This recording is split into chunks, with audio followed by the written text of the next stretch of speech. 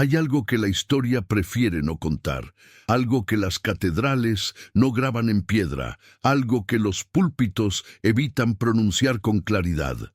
Jesús nunca fundó el cristianismo, y no se trata de una afirmación herética lanzada al viento por el placer de la blasfemia, sino de una verdad histórica tan evidente que resulta perturbador que deba ser recordada. Jesús de Nazaret nació judío, vivió como judío, murió como judío. Observaba el Shabbat, acudía al templo, citaba la Torá, discutía con los fariseos no como enemigo externo, sino como rabino disidente. Jamás pronunció la palabra cristiano. Jamás imaginó catedrales góticas alzándose en su nombre. Jamás soñó con papas vistiendo túnicas bordadas en oro, ni con concilios decidiendo la naturaleza de su divinidad. Entonces, ¿cómo es que 2000 años después, millones de personas rezan a un Cristo que él nunca conoció? ¿Cómo es que su mensaje fue transformado en algo completamente ajeno a lo que predicó? Y más importante aún, ¿quién decidió que así debía ser? La respuesta a estas preguntas no se encuentra en los evangelios, al menos no en los que se leen los domingos en las iglesias. Se encuentra en el proceso histórico que convirtió a un predicador judío marginal en el fundamento de un imperio teológico. Se encuentra en las manipulaciones, en las traducciones convenientes, en los concilios donde hombres con agendas políticas decidieron qué era verdad y qué era herejía. Se encuentra sobre todo en el trabajo de aquellos que tomaron sus palabras y las moldearon hasta que encajaran en un sistema de poder. Y nadie vio esto con mayor claridad que Baruch Spinoza, el judío excomulgado de Ámsterdam que se atrevió a decir lo que todos intuían, pero nadie osaba pronunciar, que el cristianismo tal como lo conocemos es una construcción humana, no divina, y que el Jesús histórico habría sido el primero en rechazar lo que se hizo en su nombre. Spinoza escribió en una época donde cuestionar estas verdades significaba la muerte, el exilio o algo peor, el silencio eterno de la excomunión. Sin embargo, él no podía callar, porque para Spinoza la verdad no era negociable, ni siquiera cuando esa verdad dinamitaba los cimientos de dos religiones al mismo tiempo, la judía que lo expulsó y la cristiana que lo declaró enemigo de Dios. En su tratado teológico-político, Spinoza desmontó pieza por pieza la narrativa oficial, mostrando cómo los textos sagrados fueron manipulados, cómo las profecías fueron inventadas para justificar acontecimientos posteriores, cómo los milagros fueron exagerados hasta convertirse en propaganda, y cómo en última instancia el miedo fue utilizado como herramienta de control más efectiva que cualquier verdad revelada. Pero lo más peligroso de su análisis no fue su crítica a los textos, sino su análisis del proceso. Como un movimiento judío dentro del judaísmo se transformó en una religión separada, como un carpintero de Galilea se convirtió en Dios encarnado, y como todo esto ocurrió no por voluntad divina, sino por decisiones humanas muy concretas, tomadas en contextos políticos muy específicos. Para entender esta transformación, hay que retroceder al siglo I de nuestra era, a una Judea ocupada por Roma, donde el judaísmo no era una religión monolítica, sino un espectro de movimientos. Fariseos, saduceos, esenios, celotes, y entre ellos pequeñas sectas mesiánicas que esperaban la llegada del Mashiach, el ungido, el rey prometido que restauraría el reino de David y liberaría al pueblo de la opresión extranjera. Jesús pertenecía a este contexto. Era un judío del primer siglo que predicaba la inminencia del reino de Dios, no en un sentido espiritual abstracto, sino en el sentido concreto y político que sus contemporáneos entendían. La restauración de Israel, el fin de la dominación romana, el cumplimiento de las promesas proféticas. Sus discípulos eran judíos, su audiencia era judía, su marco conceptual era judío. Cuando hablaba del reino, no estaba inventando una nueva religión, sino participando en el debate teológico y político de su tiempo. Y cuando murió crucificado, como tantos otros rebeldes y mesías fallidos de su época, sus seguidores no crearon inmediatamente una nueva fe. Continuaron siendo judíos que creían que Jesús era el Mesías prometido. Pero algo extraordinario ocurrió después de su muerte, algo que él no planeó, algo que transformó completamente el significado de su mensaje. Sus seguidores, devastados por la crucifixión, necesitaban darle sentido a lo que parecía ser el fracaso absoluto de su misión. ¿Cómo podía ser el Mesías si había sido ejecutado como criminal? ¿Cómo podía ser el ungido de Dios si el reino no había llegado? La respuesta que encontraron fue reinterpretar su muerte no como fracaso, sino como cumplimiento. No había venido a restaurar un reino terrenal, dijeron, sino a establecer uno espiritual. No había venido a liberar a Israel de Roma, sino a liberar a la humanidad del pecado. Y su muerte, lejos de ser una derrota, era en realidad un sacrificio redentor, prefigurado en los textos proféticos, necesario para la salvación del mundo. Esta reinterpretación fue brillante, creativa y completamente ajena a lo que Jesús había predicado en vida, pero funcionó.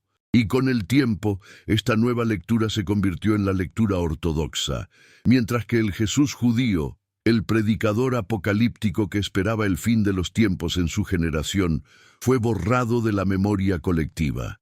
El arquitecto principal de esta transformación fue Pablo de Tarso, un judío de la diáspora que nunca conoció a Jesús en vida, pero que se convirtió en su intérprete más influyente.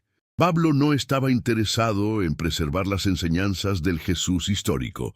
Estaba interesado en construir un movimiento universal que trascendiera las fronteras étnicas del judaísmo. Para hacerlo, tuvo que despojarlo de su judaísmo.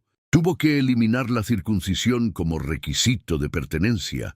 Tuvo que relativizar las leyes dietéticas. Tuvo que reinterpretar la Torá no como ley vigente, sino como sombra de una realidad superior que había sido revelada en Cristo. En sus cartas, Pablo apenas menciona las enseñanzas de Jesús, sus parábolas, sus dichos éticos. En cambio, construye una teología centrada en la cruz, en la resurrección, en la redención a través de la fe más que de las obras. Y lo hace con una brillantez retórica que convence a comunidades enteras de gentiles de que pueden ser parte del pueblo elegido sin convertirse al judaísmo.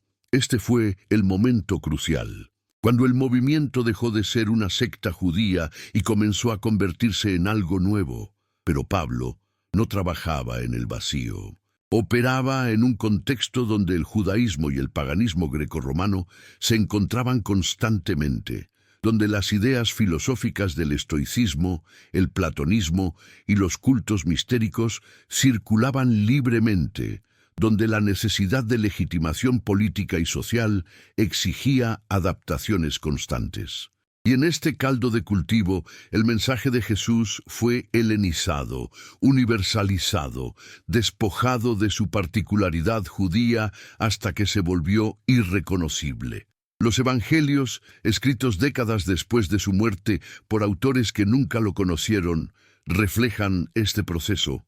Marcos, el más antiguo, presenta a un Jesús más humano, más limitado en su conocimiento y poder. Mateo y Lucas, escritos posteriormente, añaden las narrativas del nacimiento virginal, las genealogías que lo conectan con David, las citas del Antiguo Testamento manipuladas para que parezcan profecías cumplidas.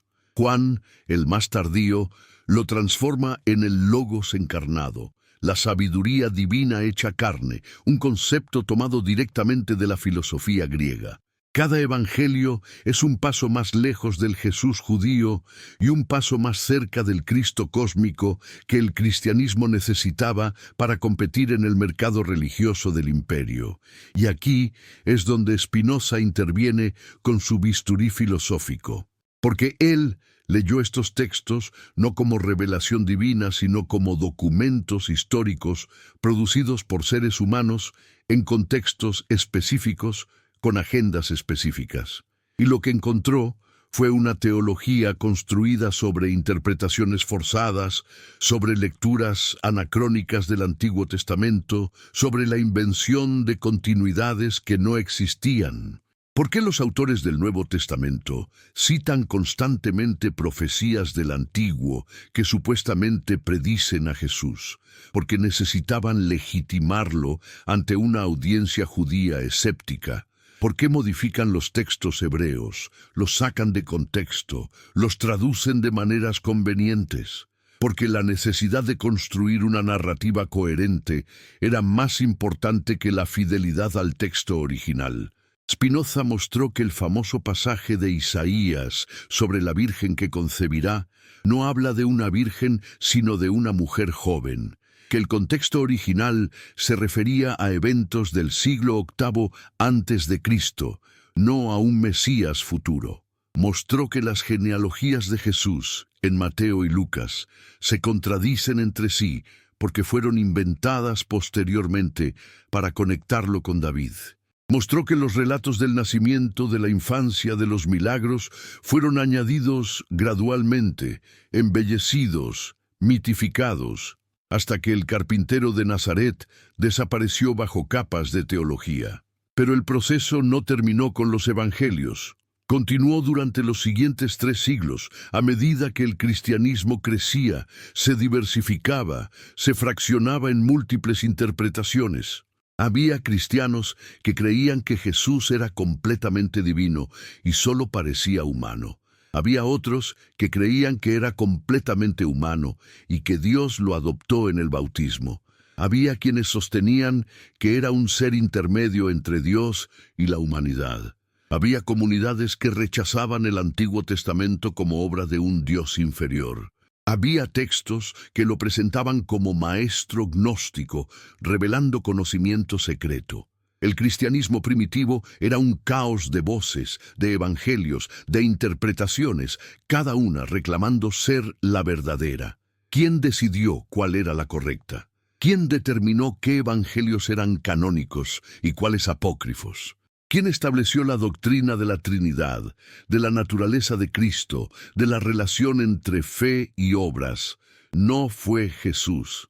Fueron concilios, fueron emperadores, fueron obispos con poder político que votaban sobre teología como si votaran sobre leyes civiles. El momento definitivo llegó en el siglo IV, cuando el emperador Constantino convirtió al cristianismo en religión oficial del imperio. Súbitamente, la fe perseguida se convirtió en fe perseguidora. El concilio de Nicea en el año 325 estableció la ortodoxia. Jesús es consustancial con el Padre, de la misma sustancia, no creado sino engendrado. Quienes disentían fueron declarados herejes.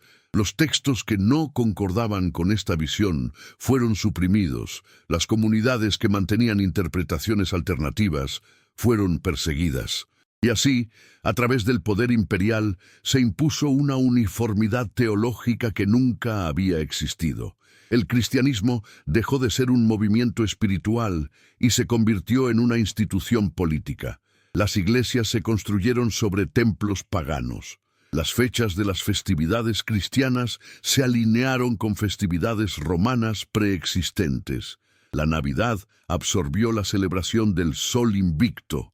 La Pascua se fusionó con ritos de fertilidad.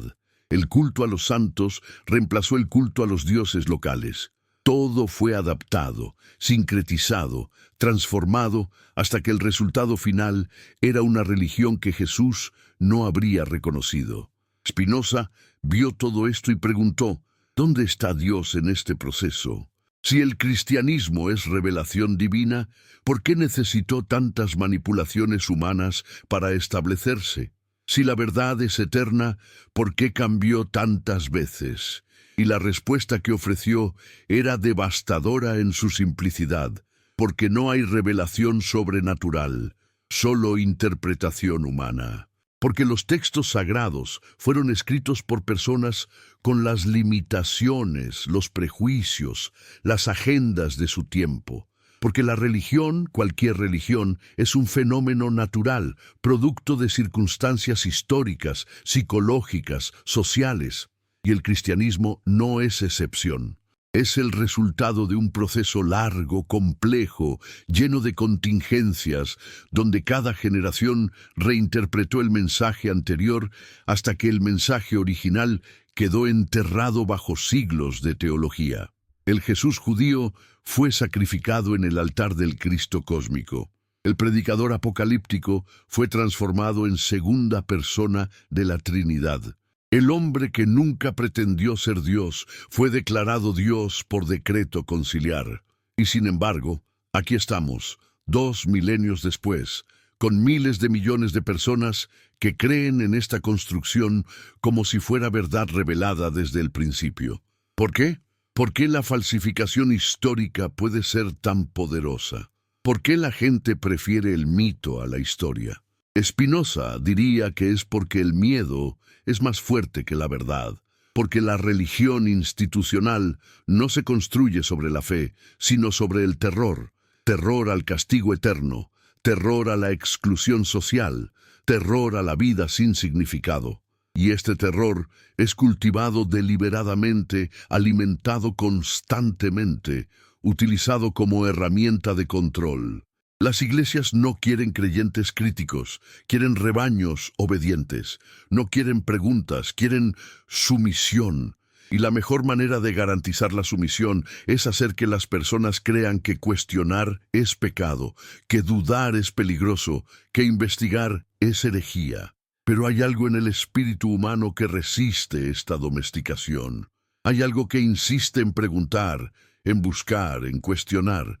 Y es a ese algo a quien Spinoza habla, a quienes sienten que algo no encaja en las narrativas oficiales, a quienes intuyen que la verdad ha sido distorsionada pero no saben cómo articular esa intuición, a quienes están cansados de las respuestas fáciles y buscan algo más profundo, más honesto, más real, y lo que Spinoza ofrece no es consuelo, sino claridad.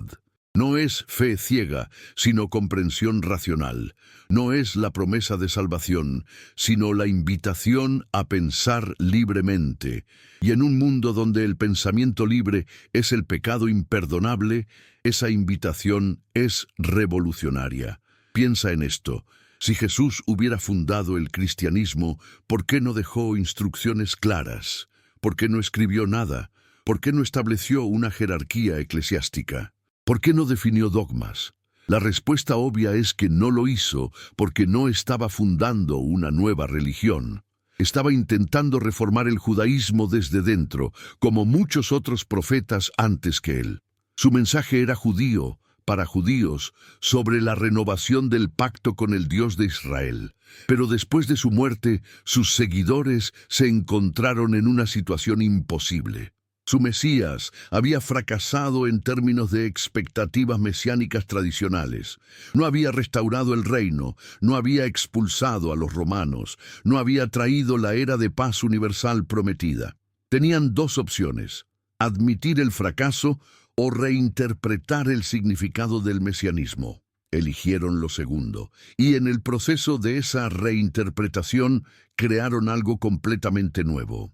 La ironía es que al crear el cristianismo, los primeros cristianos traicionaron el judaísmo de Jesús, pero al mismo tiempo revelaron algo fundamental sobre cómo funcionan las religiones. Son construcciones narrativas que responden a necesidades humanas específicas. Cuando esas necesidades cambian, las narrativas se adaptan. Los dogmas que hoy parecen eternos fueron en su momento innovaciones radicales. La Trinidad, el pecado original, la salvación por gracia, la autoridad papal. Cada uno de estos elementos fue introducido, debatido, modificado, hasta ser finalmente codificado como verdad inmutable. Pero inmutable no significa verdadero. Significa solo que el poder ha logrado silenciar las voces disidentes durante suficiente tiempo como para que la gente olvide que alguna vez hubo alternativas. Spinoza no olvidó. Él recordó. Y su memoria era peligrosa porque mostraba que el emperador estaba desnudo, que detrás de toda la pompa y el ritual y la teología intrincada no había nada más que humanos haciendo lo que los humanos siempre han hecho, creando historias para darle sentido al caos, construyendo sistemas de significado sobre la arena movediza de la experiencia, declarando sagrado lo que es meramente habitual. Y una vez que ves esto, una vez que comprendes el mecanismo, ya no puedes volver a la inocencia de la fe ciega. Ya no puedes aceptar las respuestas preempaquetadas.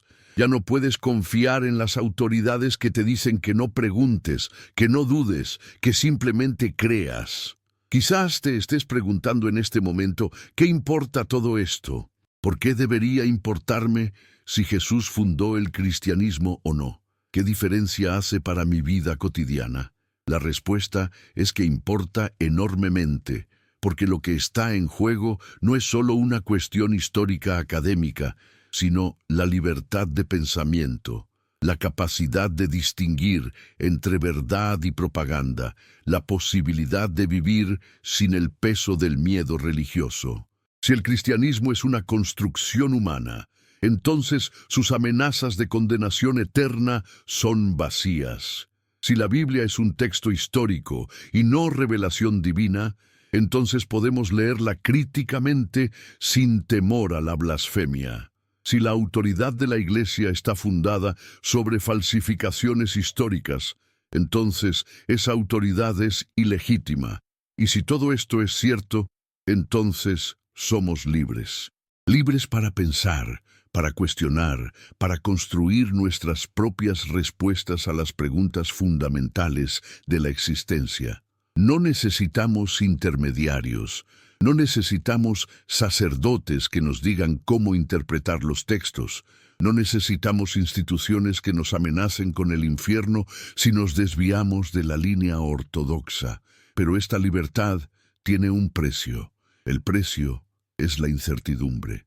Porque si no hay verdades reveladas, si todo es interpretación humana, entonces estamos solos en el universo, sin red de seguridad, sin garantías. Y la mayoría de la gente prefiere la certeza cómoda de la fe a la libertad incómoda del pensamiento crítico. Prefiere que le digan qué creer antes que tener que decidir por sí misma. Prefiere pertenecer a una comunidad de creyentes antes que enfrentar el aislamiento del pensador independiente. Y las instituciones religiosas saben esto. Saben que la necesidad humana de pertenencia, de significado, de consuelo, es tan fuerte que la gente está dispuesta a sacrificar la verdad en su altar. Por eso funcionan, por eso persisten. No porque sean verdaderas, sino porque son útiles. Útiles para controlar, para consolar, para cohesionar sociedades. Útiles para todo excepto para la búsqueda honesta de la verdad. Entonces, ¿por dónde comenzamos? ¿Cómo desenredamos 2000 años de malentendidos, de manipulaciones, de capas sobre capas de teología construida sobre premisas falsas? Spinoza diría que comenzamos leyendo los textos sin presupuestos, sin asumir que son inspirados o sagrados, sin temor a lo que podamos encontrar. Comenzamos estudiando el contexto histórico, entendiendo que los autores bíblicos eran personas de su tiempo con las limitaciones de su tiempo. Comenzamos comparando versiones, identificando contradicciones, rastreando cómo las historias cambiaron en su transmisión.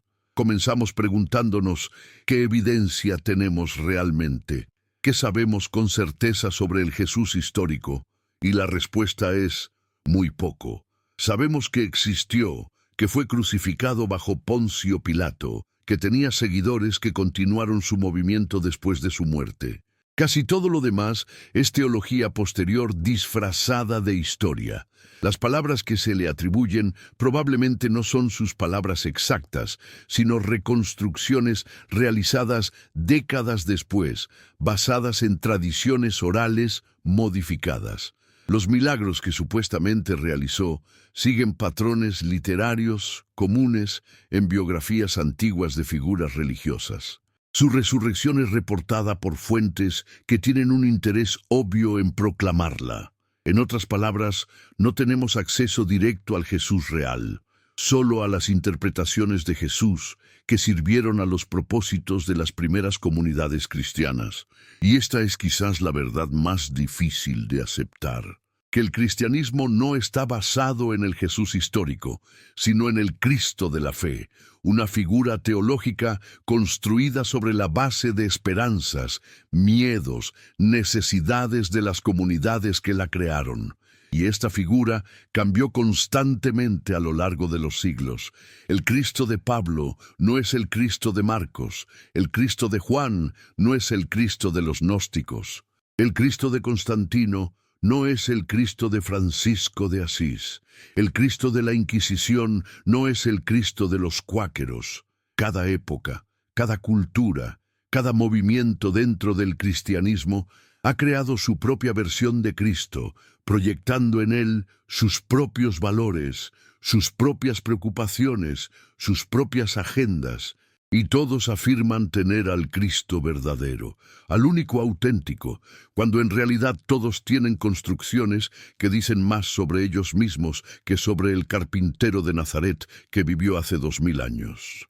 Ahora, en este momento, mientras lees estas palabras, donde quiera que estés en el mundo, desde cualquier ciudad, cualquier país, a cualquier hora del día o de la noche, hay algo que conecta a todos los que llegan hasta aquí, la búsqueda de algo más allá de las respuestas fáciles, y por eso te invito a dejar tu huella en este viaje compartido. Escribe en los comentarios desde qué país y ciudad nos acompañas, qué hora marca tu reloj en este instante, porque esta conversación no ocurre en el vacío, sino en el tejido real de vidas conectadas a través de la búsqueda de comprensión. Y si estas palabras resuenan en ti, si sientes que alguien cercano también necesita escuchar esto, comparte este mensaje con un amigo, con un ser querido, con quien intuyas que está listo para cuestionar, para pensar, para liberarse. Que este conocimiento sea una bendición que se multiplica en aquellos que tocan, que las familias que se abren a la verdad encuentren la paz que solo viene de la honestidad intelectual. El problema fundamental que Spinoza identificó es que la religión institucional ha construido su poder sobre la ignorancia deliberada, sobre mantener a los creyentes alejados de las fuentes, de los contextos, de las preguntas difíciles. ¿Por qué la Biblia no se traducía a lenguas vernáculas durante la Edad Media?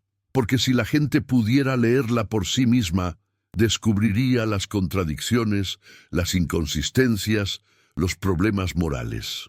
¿Por qué la Iglesia resistió durante siglos la investigación histórica crítica de los textos sagrados? Porque esa investigación revela que la narrativa oficial es insostenible. ¿Por qué se persiguió a los pensadores que cuestionaban los dogmas?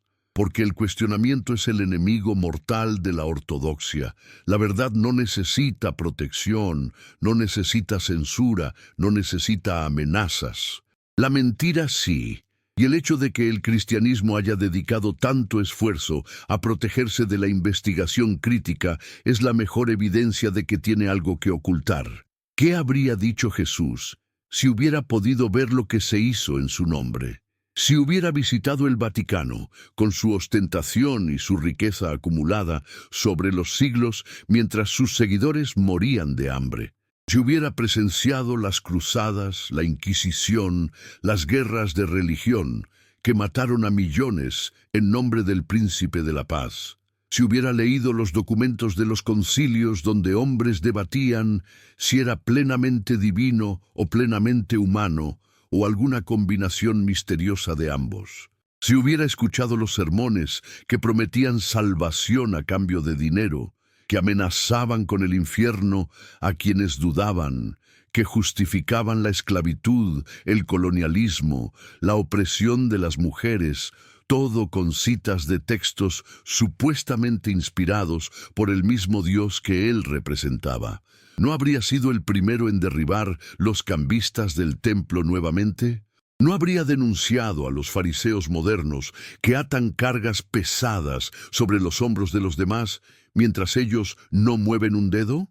¿No habría reconocido que el sistema construido en su nombre es exactamente el tipo de sistema religioso corrupto que él criticó durante su vida? Spinoza pensaba que sí.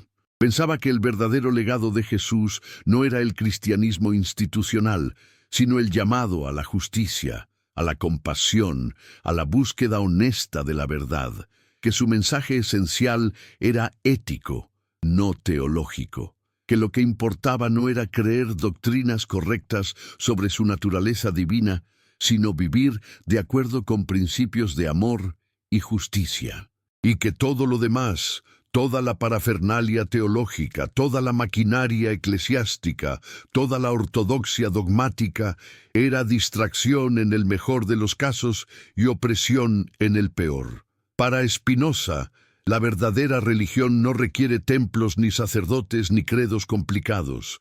Requiere solo actuar con justicia y amar la verdad. Todo lo demás es superstición.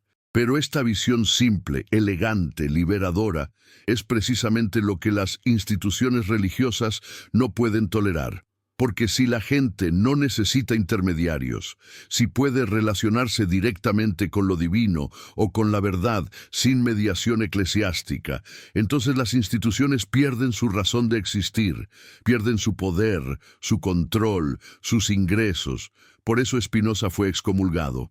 No porque dijera falsedades, sino porque dijo verdades que amenazaban el orden establecido, y por eso su obra fue prohibida, sus libros quemados, su nombre convertido en sinónimo de herejía, porque él había tocado el nervio expuesto del poder religioso, la revelación de que el emperador no tiene ropas, que detrás de toda la pompa ceremonial no hay nada sagrado, solo humano, demasiado humano.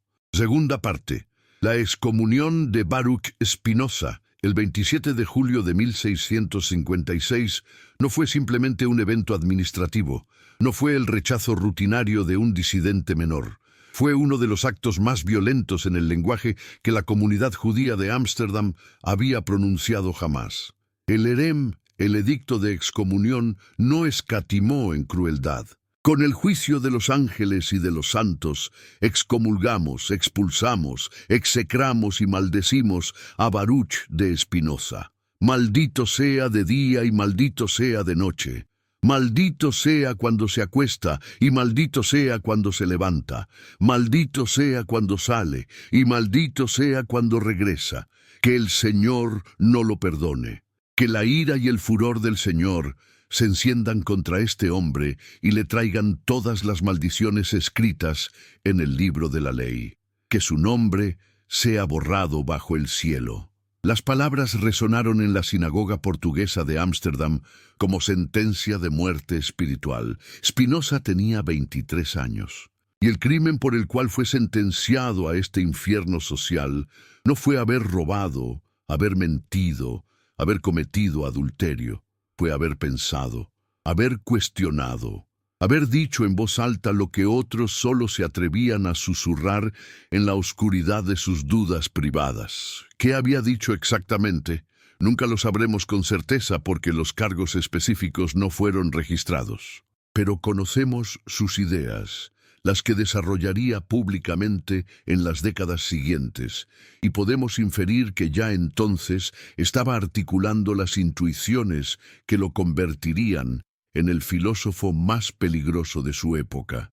Había dicho que Dios y la naturaleza son lo mismo, que no hay un creador personal que interviene en los asuntos humanos, que los milagros son imposibles porque violarían las leyes naturales que el mismo Dios estableció, que la Torá fue escrita por humanos y contiene errores, contradicciones, interpolaciones. Había dicho que Moisés no escribió el Pentateuco, que los profetas no tenían conocimiento sobrenatural, sino solo imaginaciones vívidas, que la idea de un pueblo elegido es absurda porque Dios no tiene favoritos. Había dicho, en esencia, que toda la estructura de la religión revelada es una ficción piadosa, útil quizás para mantener el orden social, pero no por ello verdadera. Y por decir esto, fue expulsado no solo de la sinagoga, sino de su comunidad, de su familia, de su identidad. Ningún judío podía hablarle, ninguno podía acercarse a menos de 4 codos de distancia, ninguno podía leer sus escritos bajo pena de compartir su maldición. La comunidad judía de Ámsterdam tenía sus razones. Eran refugiados, marranos que habían escapado de la Inquisición española y portuguesa, que habían reconstruido sus vidas en la relativa tolerancia de los Países Bajos. Su situación era precaria, su aceptación condicional. Dependían del favor de las autoridades calvinistas que los toleraban siempre y cuando mantuvieran el orden, no causaran escándalos, no propagaran ideas subversivas. Un joven judío que cuestionaba públicamente la revelación divina, que atacaba los fundamentos de la religión, que parecía sostener opiniones ateas, era una amenaza existencial para toda la comunidad. Podía provocar una reacción que los expulsara nuevamente, que los devolviera al exilio, al terror, a la muerte. Entonces lo sacrificaron. Como las instituciones religiosas siempre han sacrificado a los pensadores independientes cuando el costo de tolerarlos parecía demasiado alto. No porque estuviera equivocado, sino porque decir la verdad en público era demasiado peligroso. Y Spinoza aceptó su destino. No se retractó, no pidió perdón, no intentó volver a la gracia de la comunidad. Simplemente continuó pensando, escribiendo, puliendo lentes para ganarse la vida y puliendo argumentos filosóficos para satisfacer su búsqueda de la verdad. Vivió modestamente, rechazó ofertas de posiciones académicas que habrían requerido comprometer su libertad intelectual, publicó poco durante su vida por miedo a la persecución, pero lo que publicó cambió el curso del pensamiento occidental. Su tratado teológico-político es una obra maestra de crítica bíblica, de análisis político, de filosofía de la religión. Y en su centro está la pregunta que nos ocupa. ¿Cómo es que las religiones, que supuestamente provienen de Dios, están tan llenas de contradicciones, de errores, de marcas evidentes de autoría humana? Spinoza no se contentó con señalar estos problemas en abstracto. Fue meticulosamente sistemático. Tomó el texto del Antiguo Testamento y lo analizó como lo haría un historiador con cualquier documento antiguo, examinando su lenguaje, su estilo, su consistencia interna, sus referencias a eventos históricos, sus múltiples capas de redacción. Y lo que encontró fue devastador para la narrativa tradicional. Encontró que el Pentateuco no podía haber sido escrito por Moisés porque menciona eventos que ocurrieron después de su muerte, porque está escrito en tercera persona, porque contiene frases como «hasta el día de hoy», implicando que el autor está escribiendo mucho tiempo después de los eventos narrados. Encontró que diferentes partes del texto usan diferentes nombres para Dios, diferentes estilos literarios, diferentes teologías, sugiriendo que fue compilado a partir de múltiples fuentes por editores posteriores. Encontró contradicciones imposibles de reconciliar, 2 relatos diferentes de la creación, 2 genealogías contradictorias de los patriarcas, órdenes divinas que se contradicen entre sí. Y concluyó que si estos textos son revelación divina, entonces Dios es un autor extraordinariamente descuidado, o más probablemente no son revelación divina en absoluto, sino colecciones de tradiciones humanas editadas y reeditadas durante siglos. ¿Por qué nadie había dicho esto antes?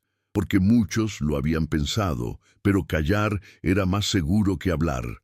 Porque la Iglesia Católica tenía el poder de quemar no solo libros, sino cuerpos. porque las iglesias protestantes, aunque habían roto con Roma, no eran más tolerantes con la herejía, porque incluso en los Países Bajos relativamente liberales, había límites claros sobre lo que se podía decir públicamente sobre religión. Y Spinoza cruzó esos límites deliberadamente, sistemáticamente, sin disculpas.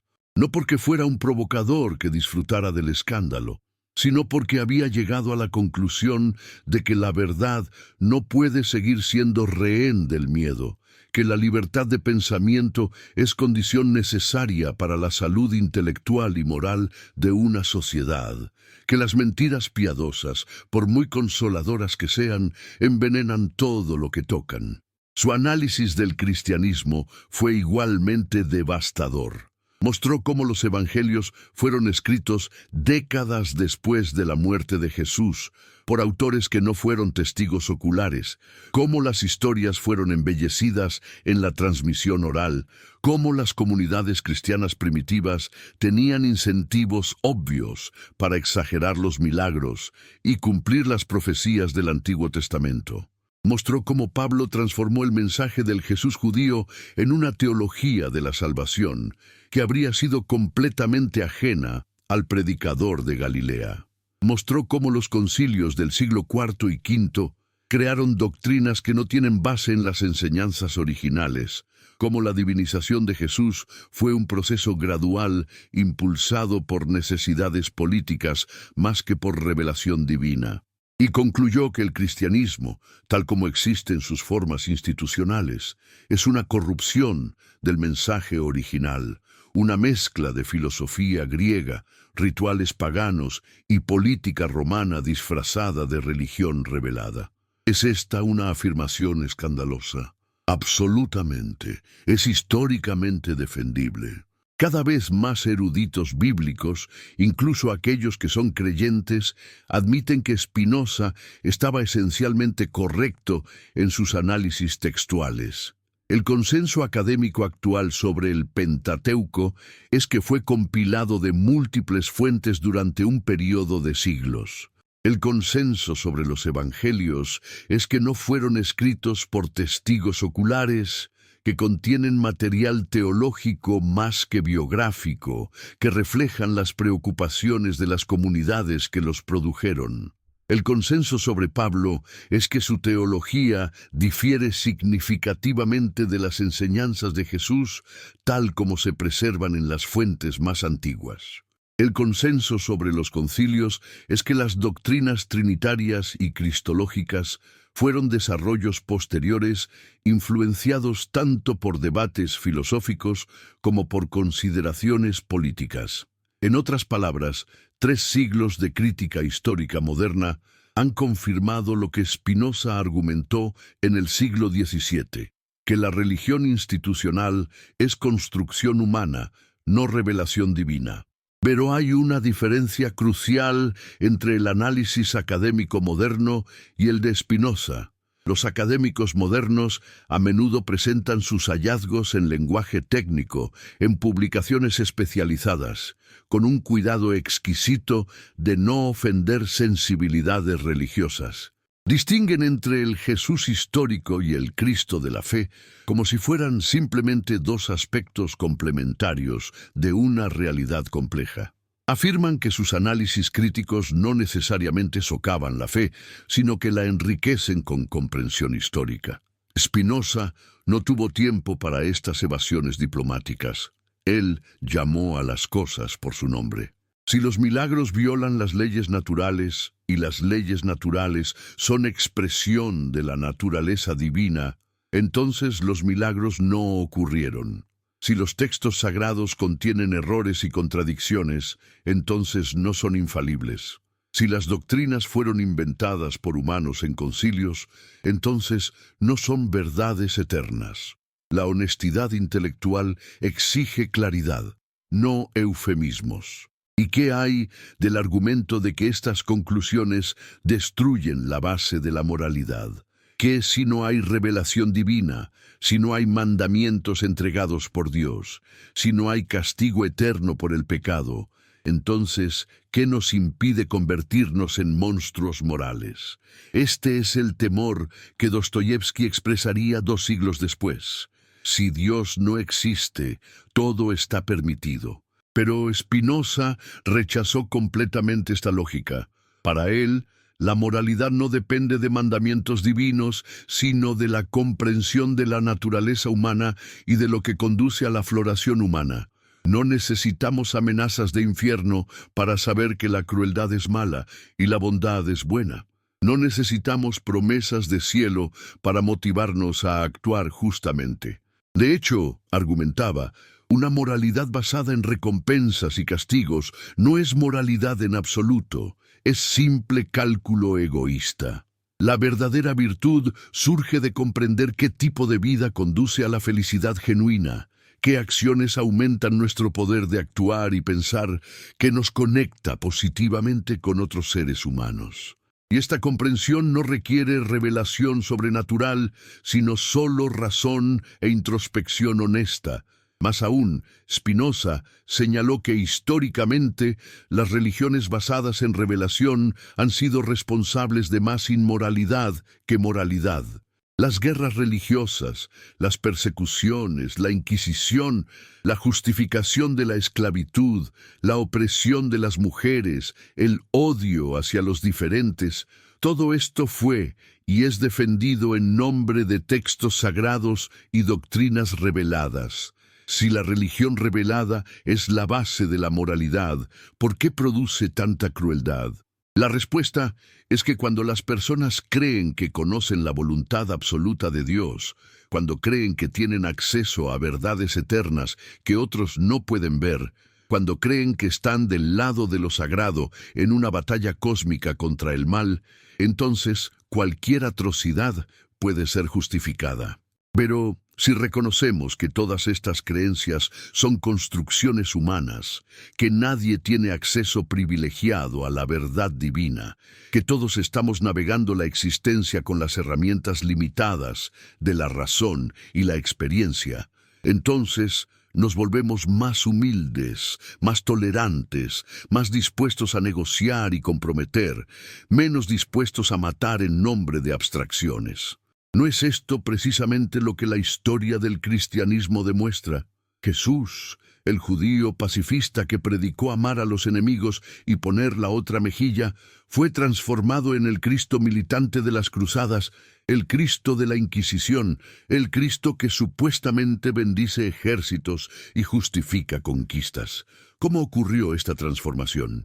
Porque una vez que Jesús fue declarado Dios, una vez que sus palabras fueron declaradas inmutables y eternas, una vez que la Iglesia afirmó ser su único intérprete autorizado, entonces la Iglesia podía hacer que Jesús dijera lo que fuera conveniente para los intereses institucionales. Podía encontrar en los evangelios justificación para la violencia, para la riqueza, para el poder temporal. Podía desarrollar doctrinas de guerra justa, de servidumbre natural, de sumisión femenina, y afirmar que todas venían de Dios. Y quien cuestionaba estas interpretaciones no estaba simplemente en desacuerdo con un argumento humano, estaba rebelándose contra Dios mismo, cometiendo herejía, mereciendo castigo eterno. Spinoza vio todo este mecanismo con claridad meridiana. Vio cómo la religión revelada se convierte inevitablemente en herramienta de dominación, cómo las instituciones religiosas usan la supuesta autoridad divina para acumular poder terrenal, cómo los sacerdotes se interponen entre las personas y lo divino para convertirse en indispensables, y propuso una alternativa radical, una religión sin revelación, una espiritualidad sin superstición, una moralidad sin mandamientos divinos. En su sistema, Dios no es un ser personal que da órdenes y castiga desobediencias, sino la totalidad de la naturaleza, la sustancia infinita de la cual todo emana. Conocer a Dios es conocer las leyes naturales. Amar a Dios es comprender nuestra conexión con el todo. Vivir moralmente es actuar de acuerdo con nuestra naturaleza racional, no por miedo al castigo, sino por comprensión de lo que genuinamente nos beneficia. Es una visión austera, sin consuelo fácil, sin promesas de inmortalidad personal, sin la esperanza de recompensa divina, pero es una visión honesta, coherente y liberadora. ¿Por qué entonces la gente se aferra a las religiones reveladas con tanta tenacidad? ¿Por qué prefieren las narrativas míticas a la comprensión filosófica? Spinoza tenía una respuesta psicológica sofisticada, porque la mayoría de las personas están dominadas por las pasiones más que por la razón, porque buscan certeza más que verdad, porque necesitan autoridades externas que les digan cómo vivir, porque no confían en su propia capacidad de juzgar. Y las religiones institucionales explotan estas debilidades, ofrecen certeza en un mundo incierto, ofrecen pertenencia en un mundo alienante, ofrecen significado prefabricado en un mundo que puede parecer absurdo. Pero el precio de estos consuelos es la libertad intelectual, la capacidad crítica, la autonomía moral. El precio es renunciar al derecho de pensar por uno mismo y delegar esa responsabilidad en textos antiguos y autoridades institucionales. Y aquí llegamos al corazón del conflicto entre fe y razón, tal como Spinoza lo entendió. No se trata simplemente de que algunas creencias religiosas contradigan hallazgos científicos, aunque ciertamente lo hacen. Se trata de que la fe, entendida como asentimiento a doctrinas basadas en autoridad revelada, es fundamentalmente incompatible con el método racional de investigación que somete todas las afirmaciones al escrutinio crítico. La fe dice: esto es verdad porque Dios lo dijo, porque la Biblia lo afirma, porque la Iglesia lo enseña. La razón dice: ¿qué evidencia hay para esta afirmación? ¿Es lógicamente coherente? ¿Encaja con lo que sabemos por otros medios? La fe demanda sumisión. La razón demanda justificación. La fe ve la duda como pecado. La razón ve la duda como virtud intelectual. No pueden coexistir pacíficamente porque operan con epistemologías radicalmente diferentes. El cristianismo, consciente de este conflicto desde sus inicios, intentó varias estrategias para resolverlo. Algunos, como Tertuliano, abrazaron el absurdo. Creo porque es absurdo. Otros, como Agustín y Tomás de Aquino, intentaron sintetizar fe y razón, argumentando que la filosofía correctamente entendida conduce necesariamente a conclusiones cristianas. Otros, como los fideístas protestantes, separaron completamente los dominios de fe y razón, afirmando que cada uno tiene su esfera legítima que no debe interferir con la otra. Pero todas estas estrategias son, en última instancia, intentos de proteger las doctrinas cristianas de la crítica racional. Porque si la razón realmente tuviera libre alcance, si pudiera examinar sin restricciones las afirmaciones del cristianismo, llegaría a conclusiones incompatibles con la ortodoxia. Llegaría a las conclusiones de Spinoza, que la revelación es ficción, que los milagros no ocurren, que Jesús fue humano, que el cristianismo es construcción política tanto como fenómeno espiritual. ¿Es posible ser cristiano después de aceptar estas conclusiones? Algunos dirían que sí, que se puede mantener un cristianismo ético o simbólico que prescinde de las doctrinas sobrenaturales mientras retiene el mensaje moral, que se puede ver a Jesús como maestro sabio sin creer que era Dios, que se puede valorar las enseñanzas de los evangelios sin aceptarlas como históricamente verídicas. Y quizás esto sea posible. Pero entonces lo que se tiene ya no es cristianismo en ningún sentido tradicional, sino una filosofía de vida inspirada vagamente en ciertos textos antiguos. Y si esto es todo lo que queda después de la crítica racional, ¿por qué mantener siquiera el nombre de cristianismo? ¿Por qué no simplemente admitir que hemos dejado atrás la religión revelada y estamos construyendo algo nuevo? La resistencia a esta admisión revela cuán profundamente arraigada está la necesidad de continuidad, de pertenecer a una tradición ancestral, de no estar completamente solo en la construcción de significado. Los seres humanos son animales sociales que necesitan narrativas compartidas, rituales comunes, identidades colectivas. Y las religiones tradicionales proveen todo esto con una riqueza y profundidad que ningún sistema filosófico abstracto puede igualar. El cristianismo no es solo un conjunto de proposiciones doctrinales, es arte, música, arquitectura, literatura, comunidad, historia compartida durante 2 milenios. Renunciar a todo esto es arrancar raíces profundas. Por eso, incluso personas que intelectualmente reconocen los problemas del cristianismo ortodoxo siguen identificándose como cristianos, participando en rituales, encontrando consuelo en las tradiciones.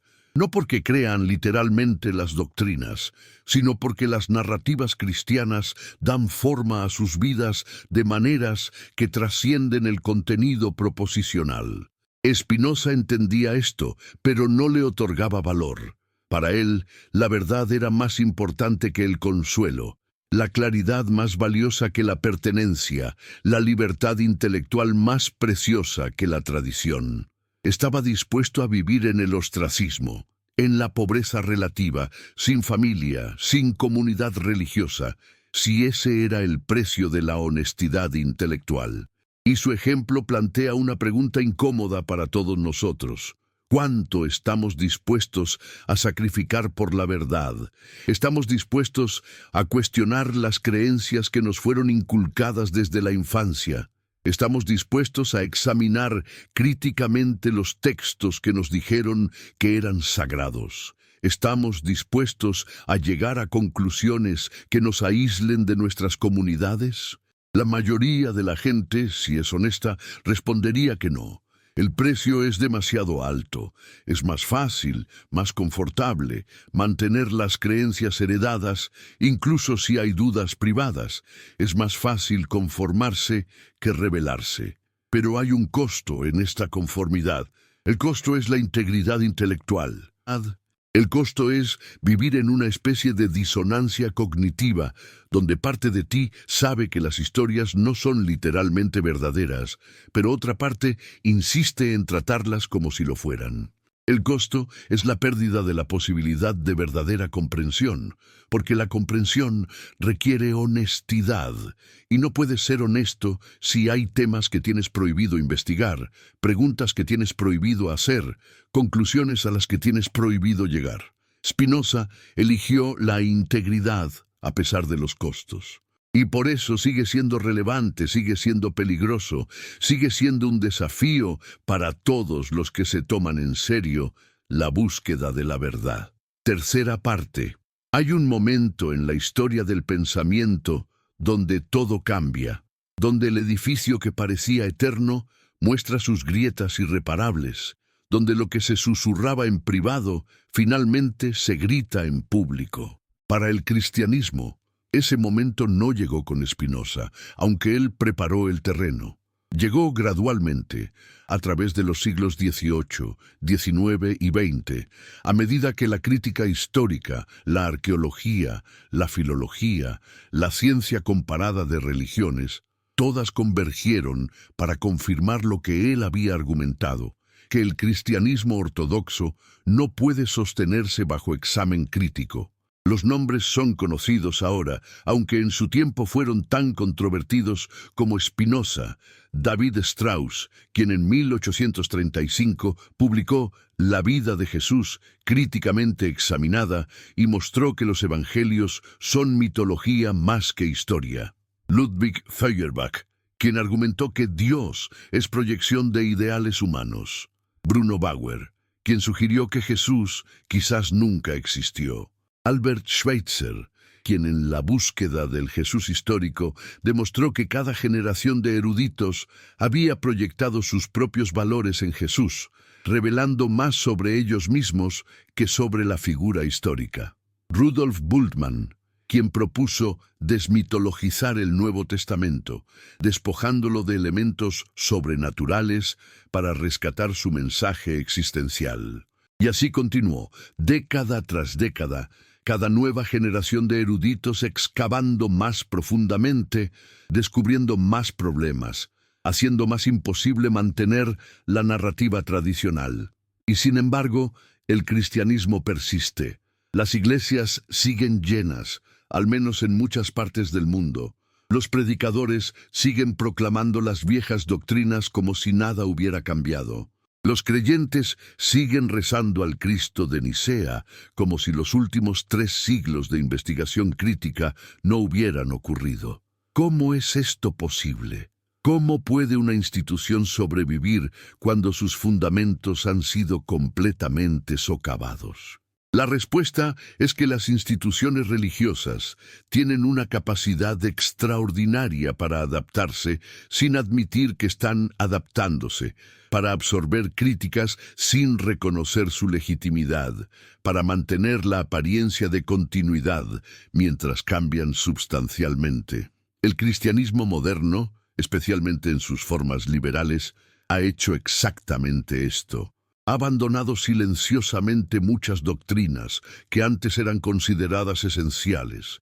Ya pocos cristianos educados creen literalmente en la creación en 6 días, en el diluvio universal, en la historicidad de Jonás y la ballena. Muchos no creen literalmente en el nacimiento virginal, en la resurrección física, en los milagros, pero continúan llamándose cristianos, continúan asistiendo a iglesias, continúan encontrando valor en las tradiciones porque han reinterpretado lo que significa ser cristiano de maneras que sus ancestros habrían considerado heréticas.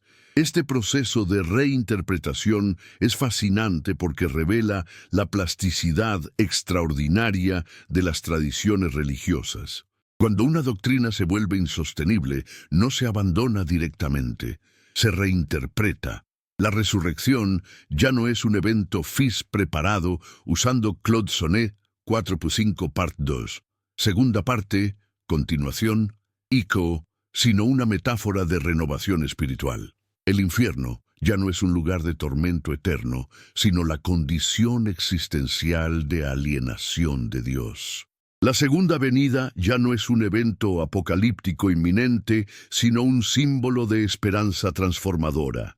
Y así, doctrina tras doctrina, lo que antes era literal se vuelve simbólico, lo que era histórico se vuelve mítico, lo que era obligatorio se vuelve opcional. Los teólogos liberales llaman a esto progreso, madurez teológica, comprensión más profunda.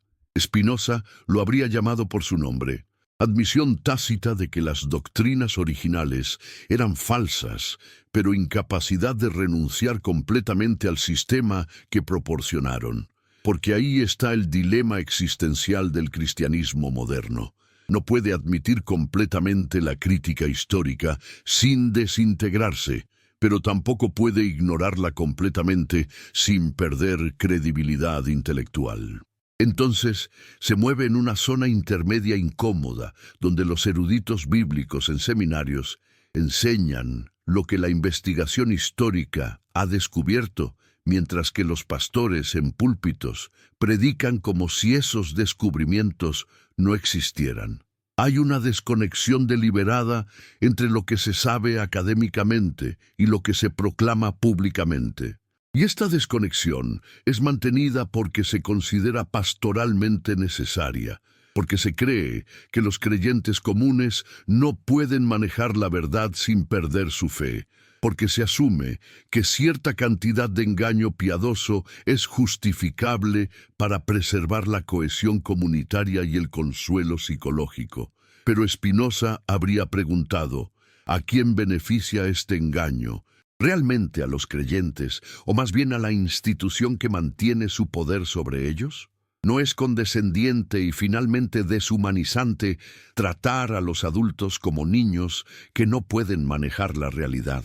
¿No es la verdad, por muy incómoda que sea, preferible a vivir en una ilusión confortable? Y más fundamentalmente, ¿Qué clase de religión es que necesita protegerse de la verdad, que requiere que sus adherentes permanezcan ignorantes de la investigación histórica, que trata el conocimiento como amenaza en lugar de como don?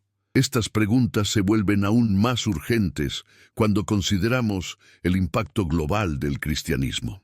No estamos hablando de una curiosidad histórica, sino de una religión que reclama 2.000 millones de adherentes, que influencia la política de naciones, que da forma a actitudes sobre sexualidad, género, ciencia, derechos humanos.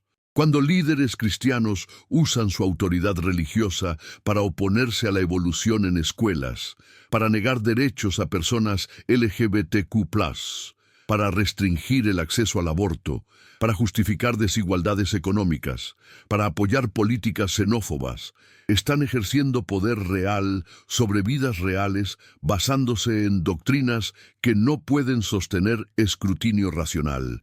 Y cuando estos mismos líderes saben, porque son educados, que las bases bíblicas que citan están históricamente comprometidas, que las verdades eternas que proclaman son en realidad construcciones históricas contingentes, entonces su ejercicio de poder se convierte en algo más oscuro que simple error. Se convierte en manipulación deliberada. Spinoza vio esto en su propio tiempo. Vio cómo los teólogos, tanto judíos como cristianos, usaban su supuesta autoridad para interpretar textos sagrados como herramienta de control social.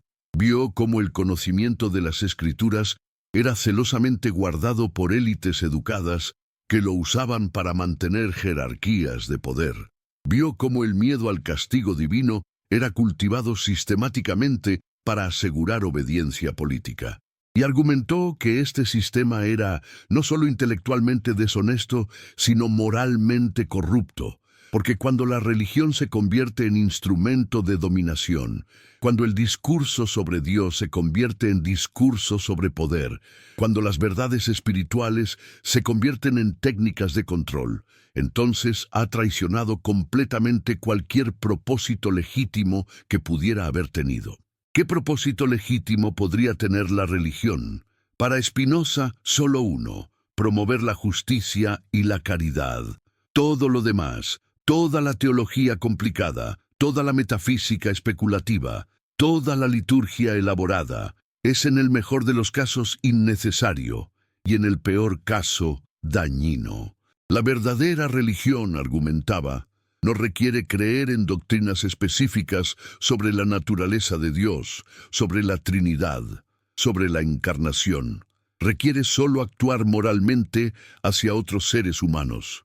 Un ateo que vive justamente es más religioso en el sentido verdadero que un teólogo ortodoxo que oprime a otros. Una persona que nunca ha leído la Biblia pero que actúa con compasión está más cerca de Dios que alguien que puede citar escrituras de memoria pero las usa para justificar crueldad. Esta era una visión radical entonces y sigue siendo radical ahora, porque socava completamente la importancia de la ortodoxia doctrinal y coloca el énfasis exclusivamente en la praxis ética. Pero las instituciones religiosas no pueden aceptar esta visión porque haría que fueran redundantes.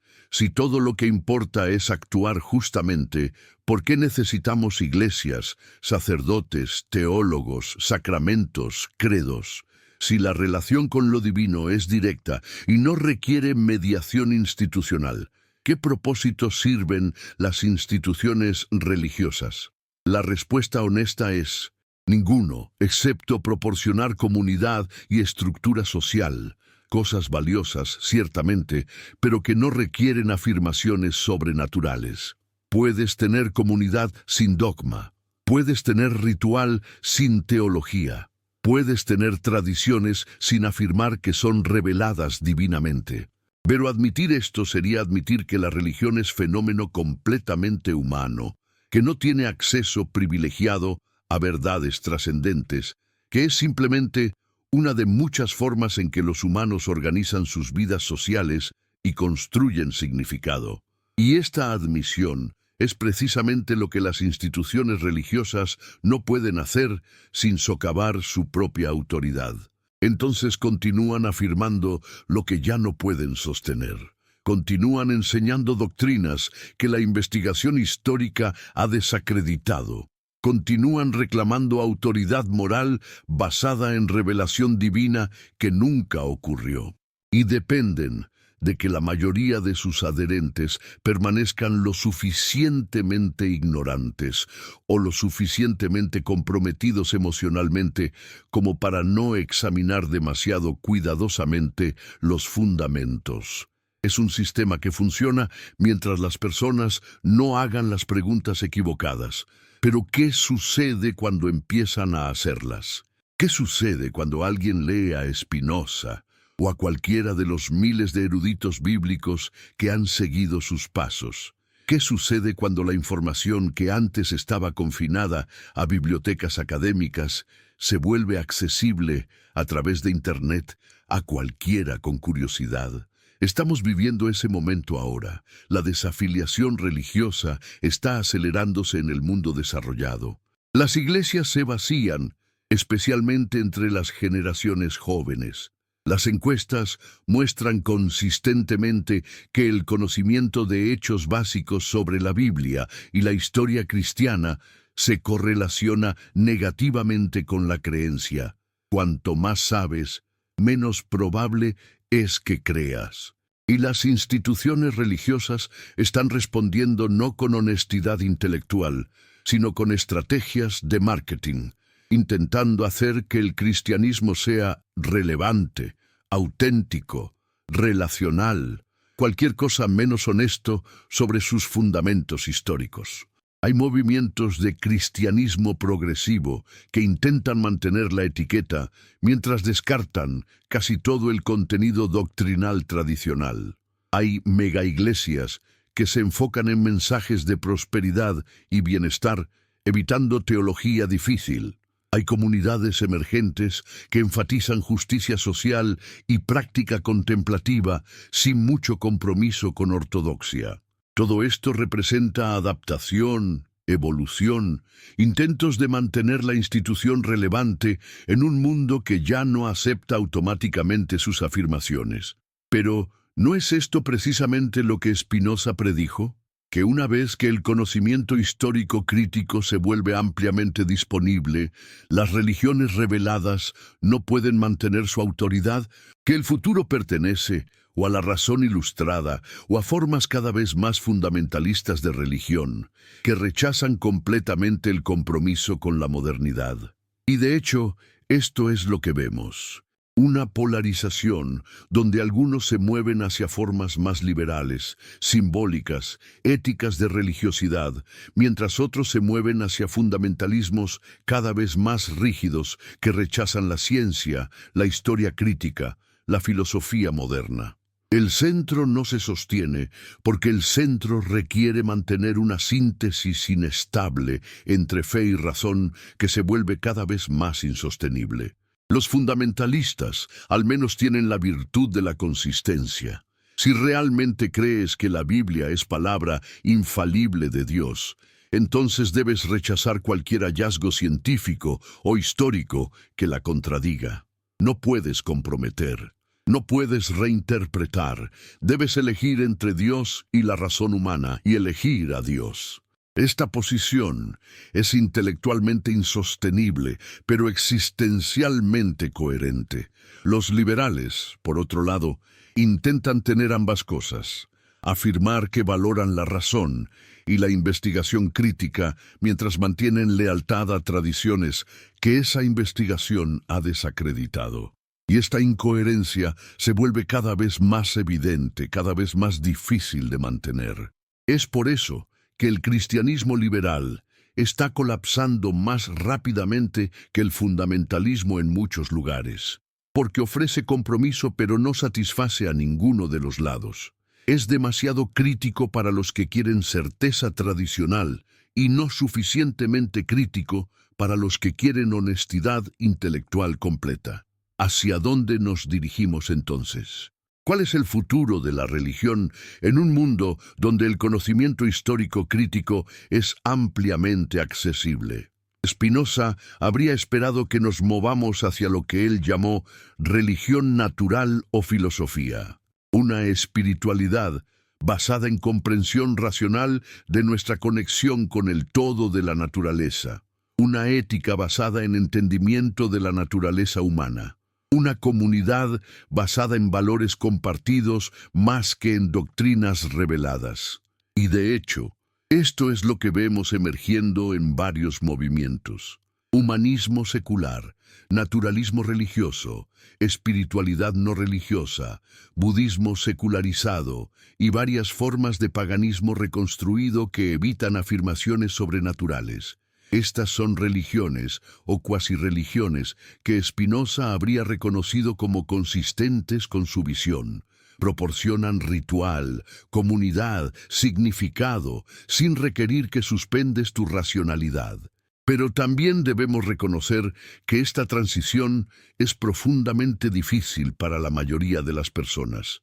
Renunciar a las certezas de la religión revelada, admitir que no hay plan divino, que no hay vida después de la muerte, que estamos verdaderamente solos en un universo indiferente.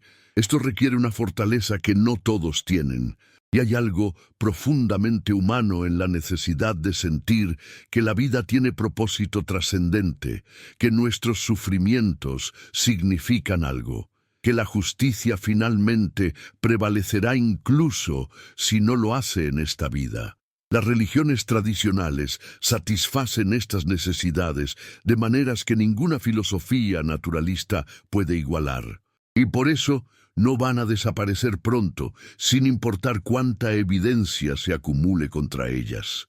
Entonces, ¿qué hacemos con este conocimiento?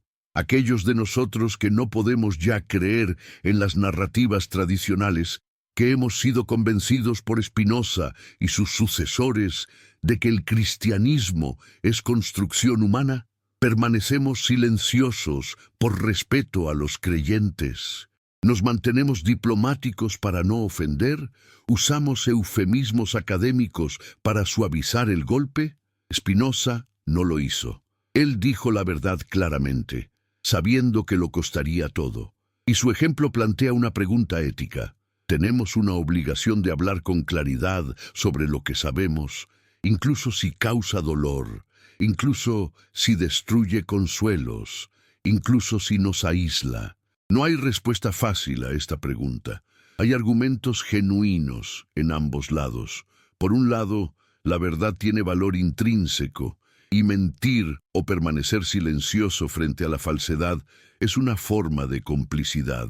Por otro lado, la compasión importa, y destruir las creencias de alguien sin ofrecer algo con que reemplazarlas puede ser crueldad.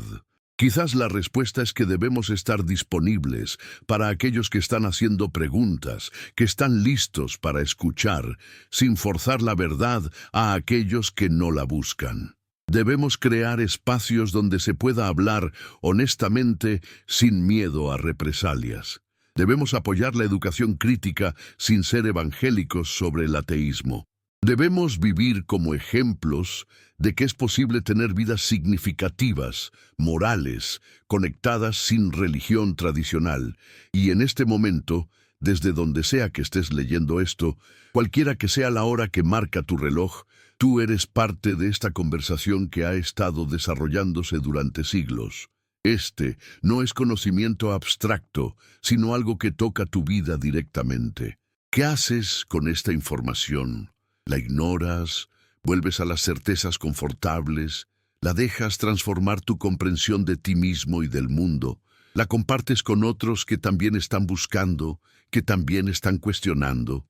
Cada persona que llega a estas reflexiones y decide pensar por sí misma en lugar de aceptar automáticamente lo que le enseñaron, es una victoria para el espíritu humano. Y si estas palabras resuenan contigo, si sientes que alguien que conoces también necesita escucharlas, compartir es un acto de amor intelectual. Es invitar a otro a la libertad del pensamiento crítico. Es decir, que las bendiciones que vienen de la verdad por muy incómodas que sean, son superiores a los consuelos que vienen de la ilusión. Pero volvamos a Spinoza y su análisis del conflicto fundamental entre fe y razón. Él no veía este conflicto como incidental o resolvible mediante síntesis inteligente. Lo veía como inherente a las naturalezas diferentes de estos dos modos de conocimiento. La fe, entendida como asentimiento a proposiciones basadas en autoridad, opera hacia atrás. Comienza con conclusiones que deben ser protegidas y luego busca justificaciones. La razón opera hacia adelante. Comienza con evidencia y sigue a donde conduce, incluso si las conclusiones son incómodas. La fe teme las preguntas. La razón las invita. La fe ve la duda como debilidad. La razón la ve como virtud. La fe construye muros para proteger sus verdades. La razón derriba muros para buscar más verdad. Y el cristianismo, en todas sus formas, ha sido fundamentalmente una religión de fe. Incluso las versiones más liberales, las que afirman valorar la razón, finalmente reservan un espacio para el misterio, para lo que está más allá de la comprensión racional, para verdades que deben ser aceptadas en fe. ¿Pero qué es este misterio, sino una admisión de que ciertas afirmaciones no pueden ser justificadas racionalmente? ¿Qué es la fe, sino la decisión de creer de todos modos? Y si una afirmación no puede ser justificada racionalmente, ¿por qué deberíamos creerla? La respuesta usual es que hay verdades que trascienden la razón, que el amor, la belleza, el significado no pueden ser capturados por el análisis lógico. Pero esto confunde categorías. Nadie niega que hay experiencias que no son completamente expresables en lenguaje proposicional. La pregunta es si debemos, por lo tanto, aceptar proposiciones específicas sobre la naturaleza de la realidad, la historia, la moral, sin evidencia o lógica. Y Spinoza diría que no, que podemos apreciar plenamente el amor, la belleza, el misterio de la existencia sin creer historias sobrenaturales sobre ellos. De hecho, argumentaría que la verdadera apreciación de estas experiencias requiere liberarse de las narrativas religiosas que las distorsionan.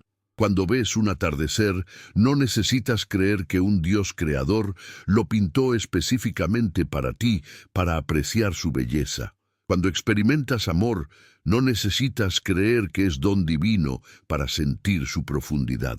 Cuando contemplas la vastedad del cosmos, no necesitas creer que fuiste especialmente creado para sentir asombro.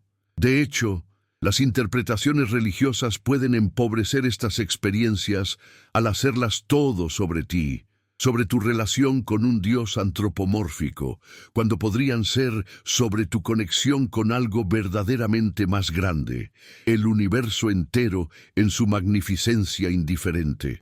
Hay una espiritualidad más profunda disponible para aquellos dispuestos a renunciar a los consuelos del teísmo personal. Una espiritualidad que Spinoza llamó amor intellectualis Dei, el amor intelectual de Dios, naturaleza, que no es emoción sentimental, sino comprensión clara de nuestra participación en la totalidad infinita de la existencia.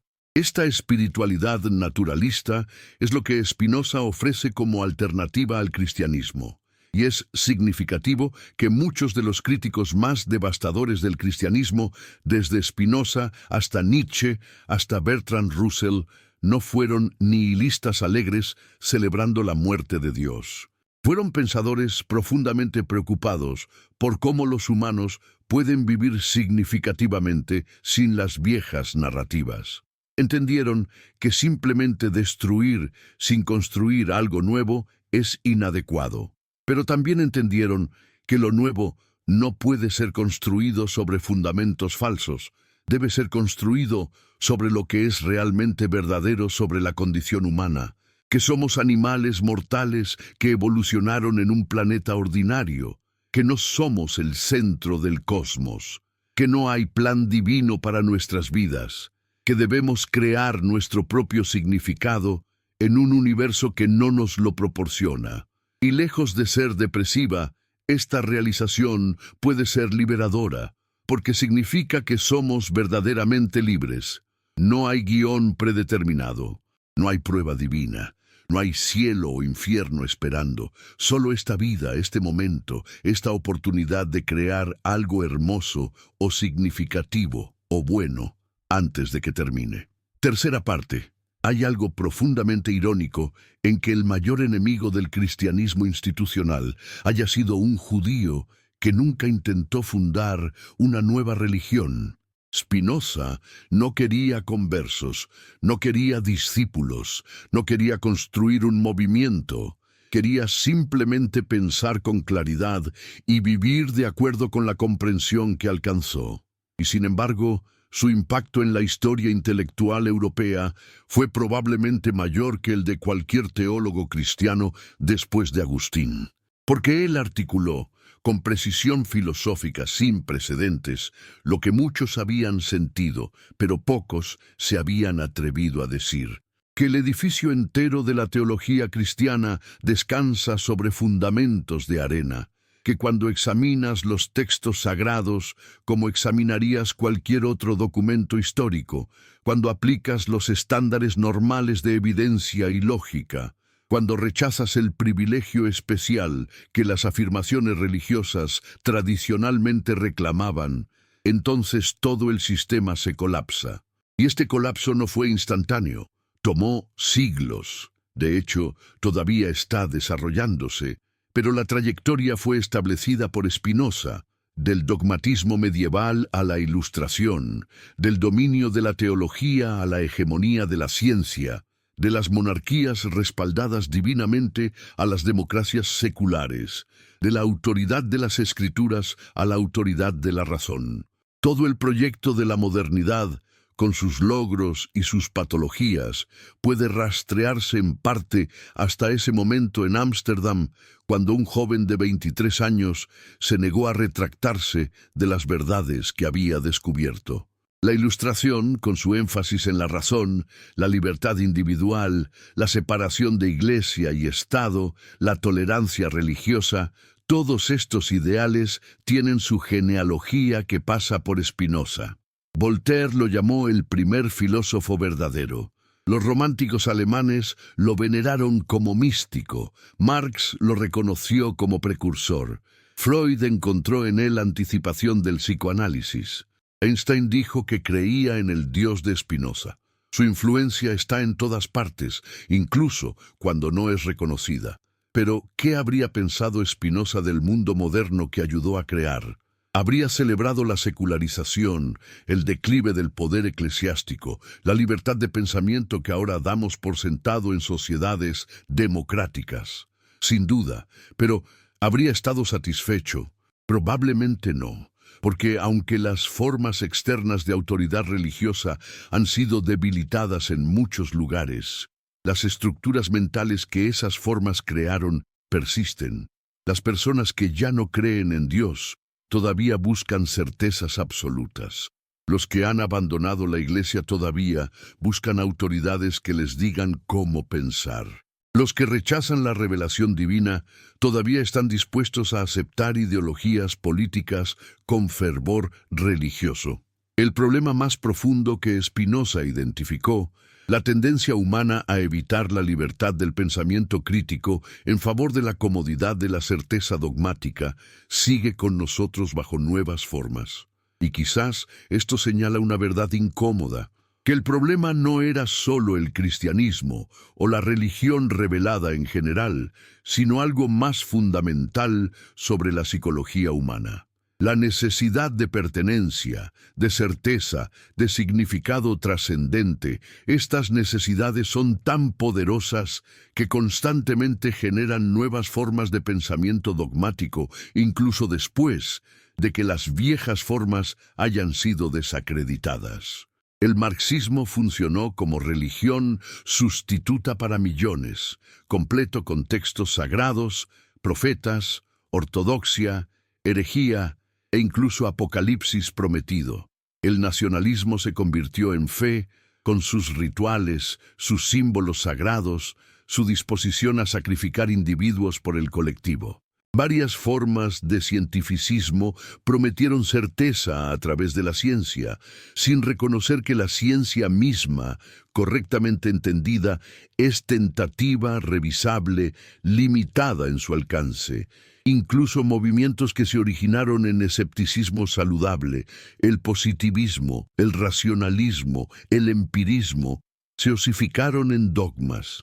Spinoza habría reconocido todo esto como variaciones del mismo problema, la insistencia humana en tener fundamentos absolutos, en evitar la verdadera libertad que viene con reconocer que todas nuestras construcciones de significado son exactamente eso, construcciones. No hay piso sólido debajo, solo capas de interpretación todo el camino hacia abajo, y esto es aterrador. Es por eso que las personas siguen retrocediendo hacia formas de fundamentalismo, ya sean religiosas, políticas o ideológicas. Es por eso que el proyecto de Spinoza de vivir puramente por la luz de la razón sin necesidad de certezas trascendentales sigue siendo minoritario. Requiere una fortaleza que pocos poseen, una voluntad de abrazar la incertidumbre, de construir significado sabiendo que es construcción, de actuar moralmente sin garantías de recompensa cósmica. Pero quizás esta dificultad es precisamente lo que hace que el proyecto valga la pena.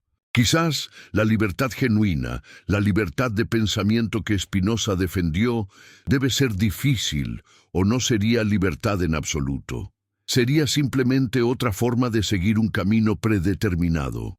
La verdadera libertad requiere que cada generación, cada individuo, haga el trabajo de pensar por sí mismo, de cuestionar lo recibido, de construir su propia comprensión desde los fundamentos. No hay atajos. No hay autoridad que pueda hacerlo por ti. Ni las escrituras, ni la iglesia, ni los filósofos, ni siquiera el mismo Spinoza. Todo lo que pueden hacer es mostrarte que es posible, que otros han caminado este camino antes, que la libertad intelectual no es solo ausencia de restricción externa, sino presencia de autodeterminación activa. Y ahora llegamos al momento climático de esta reflexión, al punto donde todas las líneas convergen. ¿Qué hacemos con la verdad de que Jesús nunca fundó el cristianismo? ¿Qué significa vivir con el conocimiento de que 2000 años de historia, de arte, de teología, de filosofía cristiana están fundados sobre un malentendido histórico? ¿Invalida esto todo lo que el cristianismo ha producido? ¿Hace que las catedrales góticas sean menos maravillosas, que la música de Bach sea menos sublime, que la Capilla Sixtina sea menos impresionante? ¿Hace que los actos de caridad realizados por millones de cristianos a través de los siglos sean menos valiosos? La respuesta obvia es no. Las construcciones humanas pueden ser hermosas, significativas, valiosas incluso cuando están basadas en creencias falsas. La mitología griega no es verdadera, pero nos dio grandes arte y literatura. Las cosmologías antiguas fueron refutadas, pero produjeron observaciones astronómicas sofisticadas. Las filosofías que ahora consideramos obsoletas generaron insights que siguen siendo relevantes. Entonces no se trata de descartar completamente el cristianismo como si no hubiera contribuido nada valioso a la civilización humana. Se trata de cambiar nuestra relación con él, de pasar de la fe a la apreciación histórica, de dejar de tratarlo como verdad revelada y comenzar a tratarlo como uno de muchos sistemas que los humanos han creado para darle sentido a la existencia. Y este cambio de perspectiva no es empobrecimiento, sino enriquecimiento, porque una vez que dejas de estar atado a la necesidad de que tu tradición sea única, superior, exclusivamente verdadera, entonces puedes aprender de todas las tradiciones. Puedes apreciar la sabiduría del budismo sin creer en la reencarnación. Puedes estudiar la filosofía islámica sin aceptar que el Corán es palabra divina. Puedes encontrar valor en las enseñanzas éticas de Jesús sin creer que era Dios. El mundo se abre cuando dejas de insistir en que tu tribu tiene el monopolio de la verdad. Y quizás esto señala el legado más importante de Spinoza. No tanto sus conclusiones específicas sobre textos bíblicos, aunque esas fueron revolucionarias, sino su método, su insistencia en que todas las afirmaciones, incluso las más sagradas, deben ser sometidas a examen crítico. Este método es la herencia de la Ilustración, el fundamento del pensamiento científico moderno, la base de las sociedades democráticas libres. Y está constantemente bajo amenaza, porque siempre hay fuerzas que quieren proteger ciertas ideas de la crítica, que quieren declarar ciertos temas fuera de límites, que quieren castigar a aquellos que hacen las preguntas equivocadas. A veces estas fuerzas son religiosas, a veces son políticas, a veces son simplemente la presión social para conformarse, para no hacer olas, para no ofender. Pero el principio es el mismo. La verdad no necesita protección. Solo las mentiras necesitan ser protegidas de la investigación. Entonces, ¿qué significa defender el legado de Spinoza en el siglo XXI? Significa insistir en la libertad de pensamiento como derecho humano fundamental. Significa rechazar todas las formas de censura intelectual, ya sean impuestas por estados, iglesias o la cultura del activismo. Significa estar dispuesto a ofender, a incomodar, a disturbar cuando la verdad lo requiere. Significa no aceptar el argumento de que algunas cosas son demasiado sagradas para ser cuestionadas, porque nada es demasiado sagrado para ser cuestionado. Significa reconocer que la libertad de expresión no es solo sobre permitir el discurso que nos gusta, sino especialmente sobre proteger el discurso que nos ofende. Significa entender que el progreso intelectual y moral siempre ha venido de aquellos dispuestos a desafiar ortodoxias, a decir lo impopular, a pensar lo impensable. Y sin embargo, esta posición es constantemente malentendida como nihilista, como destructiva, como si criticar fuera todo lo que hace. Pero Spinoza no era nihilista. Tenía una visión positiva, de libertad humana basada en comprensión racional, de ética basada en entendimiento de la naturaleza humana, de comunidad política basada en justicia más que en dogma religioso. Su crítica de la religión revelada fue en servicio de esta visión positiva, porque las viejas estructuras de pensamiento, por muy venerables que sean, deben ser desmanteladas antes de que las nuevas puedan ser construidas. No puedes edificar sobre fundamentos corruptos. Primero debes limpiar el terreno. Y esto es lo que Spinoza hizo para su época y lo que cada generación debe hacer de nuevo para la suya. Limpiar el terreno de las ilusiones heredadas para que algo más honesto, más humano, más verdadero pueda emerger. Pero ¿emergió algo? ¿O simplemente reemplazamos viejas ilusiones con nuevas? Esta es la pregunta más difícil, porque podríamos argumentar que la modernidad secular no ha producido la utopía que los pensadores ilustrados esperaban. Hemos tenido guerras mundiales, genocidios, totalitarismos, devastación ambiental, todo en la era post-religiosa. Y los apologistas religiosos señalan esto como evidencia de que la pérdida de la fe conduce al colapso moral.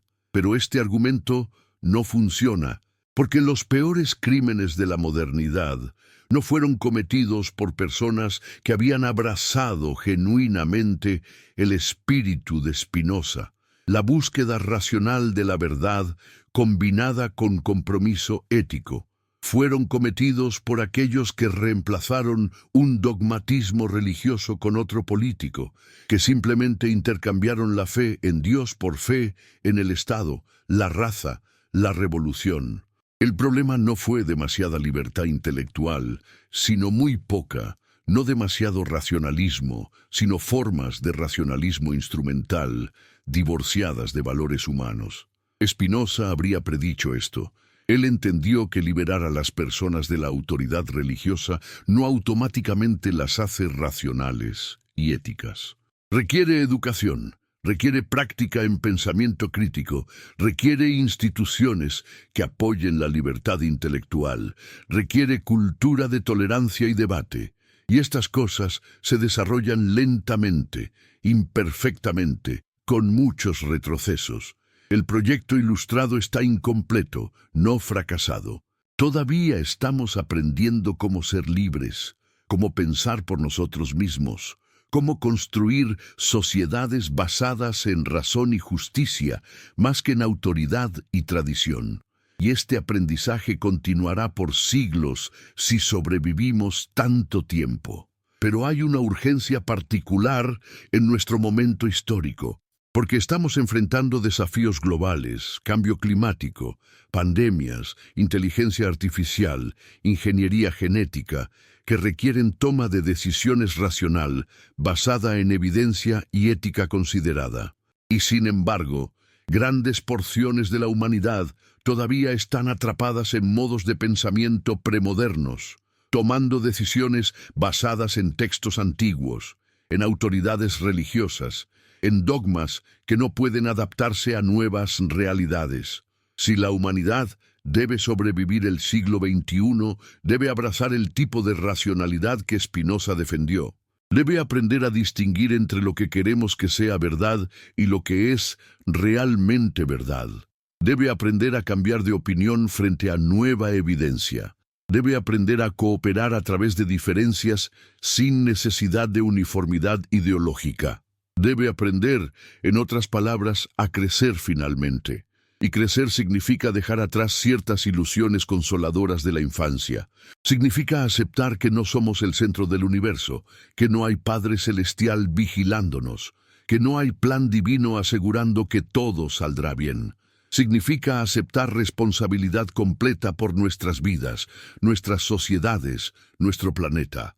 Significa reconocer que si hay justicia en el mundo es porque la creamos, no porque está garantizada cosmológicamente. Significa entender que el significado no es algo que descubrimos, sino algo que hacemos. Y esta es una tarea más difícil que simplemente seguir un guión revelado, pero también es más digna de criaturas racionales. Entonces volvemos a donde comenzamos. Jesús nunca fundó el cristianismo. Era un judío que vivió y murió como judío, cuyas enseñanzas fueron transformadas por seguidores posteriores en algo que él no habría reconocido. Y todo el edificio del cristianismo institucional, con sus doctrinas elaboradas, su jerarquía de autoridad, su reclamo de verdad exclusiva, está construido sobre esta transformación, sobre este malentendido histórico fundamental. Una vez que ves esto, una vez que realmente lo entiendes, no puedes volver a la fe inocente. Pero no necesitas hacerlo, porque hay algo mejor disponible: la libertad de construir tu propia comprensión, de vivir por tus propias luces, de crear significado sin necesidad de que sea validado por autoridad sobrenatural. Esta libertad es el regalo de Spinoza a la humanidad. No un sistema nuevo para reemplazar al viejo, no una nueva ortodoxia para reemplazar las ortodoxias cristianas o judías, sino el método del pensamiento libre, la disciplina de la investigación racional, el coraje de seguir la verdad, donde quiera que conduzca. Y este regalo sigue siendo relevante, sigue siendo necesario, sigue siendo peligroso para todos los poderes que dependen de mantener a las personas en ignorancia. ¿Cuántas personas que se llaman cristianas hoy conocen la verdadera historia de cómo su religión fue construida? ¿Cuántas han leído los textos en idiomas originales, han estudiado el contexto histórico, han examinado las contradicciones y problemas? ¿Cuántas saben que sus creencias más fundamentales, las doctrinas que darían sus vidas por defender, fueron decididas por voto mayoritario en concilios políticos? ¿Cuántas entienden que el Jesús que adoran es una construcción teológica que tiene poca relación con el predicador apocalíptico judío que caminó por Galilea hace 2000 años? Muy pocas. Y esta ignorancia no es accidental. Es cultivada, mantenida, protegida por instituciones que saben que el conocimiento es amenaza para su autoridad. Pero la verdad siempre encuentra una manera de filtrarse. Como agua buscando grietas, como luz penetrando oscuridad, la verdad histórica sobre los orígenes del cristianismo se está volviendo imposible de suprimir. Está en libros académicos accesibles a cualquiera con biblioteca. Está en cursos universitarios que millones toman. Está en documentales que exponen las complejidades de la historia bíblica. Está en Internet, donde cualquiera con curiosidad puede encontrar análisis críticos detallados. La era donde las iglesias podían controlar la información, donde podían mantener a los laicos ignorantes de lo que los eruditos sabían, esa era ha terminado. Y esto significa que el cristianismo tal como lo conocemos está viviendo sus últimas décadas o siglos como fuerza cultural dominante. Puede persistir como tradición minoritaria, como práctica espiritual privada, como identidad cultural, pero su tiempo como fuente indiscutida de autoridad moral y verdad metafísica está terminando. Y cuando termine, ¿qué viene después? Nihilismo, hedonismo, pérdida de significado y propósito. Los pesimistas así lo creen. Pero la experiencia de aquellos que han hecho esta transición sugiere algo diferente. Sugiere que la vida después de la religión puede ser más rica, no más pobre, que la moralidad basada en comprensión racional es más sólida que la moralidad basada en mandamientos divinos, que la comunidad basada en valores compartidos es más auténtica que la comunidad basada en conformidad doctrinal, que el asombro ante el universo natural es más profundo que el asombro ante milagros sobrenaturales, que la aceptación de la mortalidad conduce a apreciar más la vida, no menos. En otras palabras, que Spinoza estaba correcto. Podemos vivir bien, quizás mejor, sin las ilusiones de la religión revelada. Pero esto requiere trabajo. Requiere que cada persona haga el esfuerzo de pensar por sí misma, de cuestionar lo recibido, de construir su propia filosofía de vida. Y muchas personas no están dispuestas a hacer este trabajo. Prefieren que otros piensen por ellas, que les digan qué creer, cómo vivir, qué valorar. Y siempre habrá instituciones dispuestas a proporcionar este servicio a cambio de autoridad y poder. Entonces, el conflicto entre pensamiento libre y dogmatismo autorizado continuará. No es algo que se resuelve de una vez por todas. Es una tensión permanente en la condición humana, entre la tendencia hacia la autonomía y la tendencia hacia la dependencia, entre el deseo de verdad y el deseo de consuelo, entre el coraje de la incertidumbre y el miedo que busca refugio en certezas falsas. Y en este conflicto eterno, cada persona debe elegir su lado, no una vez, sino repetidamente, en cada momento donde surge una pregunta difícil, donde la verdad incomoda, donde la presión social empuja hacia la conformidad. Cada vez que eliges pensar en lugar de repetir, cuestionar en lugar de aceptar, investigar en lugar de creer, estás eligiendo el lado de Spinoza. Y cada una de estas elecciones importa. No porque cambie el mundo dramáticamente, sino porque cambia tu relación con la verdad, tu sentido de ti mismo como agente racional, tu capacidad de vivir con integridad.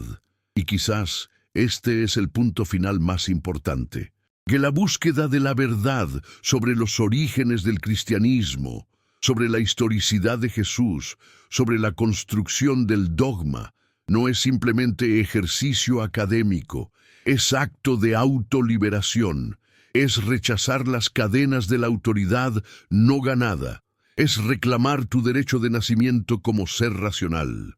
Es decir, que tu mente te pertenece, que nadie, ni iglesia, ni Estado, ni tradición, tiene derecho de dictar lo que debes creer. Y esta libertad, una vez probada, una vez experimentada realmente, es adictiva. No puedes volver.